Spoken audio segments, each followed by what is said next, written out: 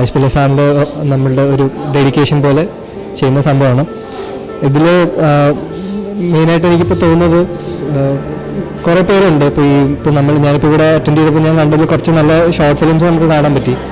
അതെന്ന് പറയുന്നത് കുറേ എക്സ്പെരിമെൻ്റൽ ആയിട്ടുള്ള വർക്കുകളും. കാര്യം നമുക്ക് ഇപ്പോൾ അവിടെ ഒരാൾ പറഞ്ഞിരുന്നു എന്താ സിനിമയിൽ നമുക്ക് അധികം എക്സ്പെരിമെൻ്റ് ചെയ്യാൻ പറ്റില്ല, ഇവൻ ഷോർട്ട് ഫിലിംസിലായിരിക്കും നമുക്ക് കൂടുതൽ എക്സ്പെരിമെൻറ്റിങ്, നമുക്കൊരു വേറെ രീതിയിലുള്ള ഒരു ഫോറിൻ ഫിലിം പോലെയൊക്കെ നമുക്ക് ഷൂട്ട് ചെയ്യാൻ പറ്റുന്നു. അങ്ങനെ തോന്നിയ കുറച്ച് ഷോർട്ട് ഫിലിംസ് അതിനകത്ത് കണ്ടിരുന്നു.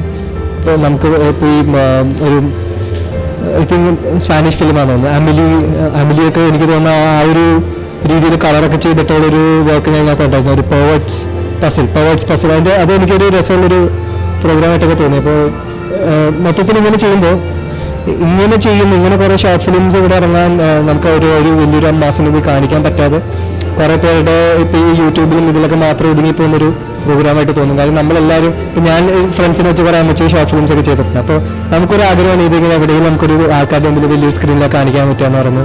അപ്പോൾ അങ്ങനെ ഒരു നല്ലൊരു വേദി, വളരെ നല്ലൊരു പ്ലാറ്റ്ഫോം ഇങ്ങനെ നിങ്ങൾ ചെയ്ത് സ്മാക്കിൻ്റെ എല്ലാവരും ഞാൻ അപ്രീഷിയേറ്റ് ചെയ്യുന്ന ആ കാര്യത്തിൽ. പിന്നെ എനിക്കൊരു ചെറിയൊരു അവാർഡ് ഇതിൻ്റെ പരിപാടിയിലൂടെ കിട്ടി.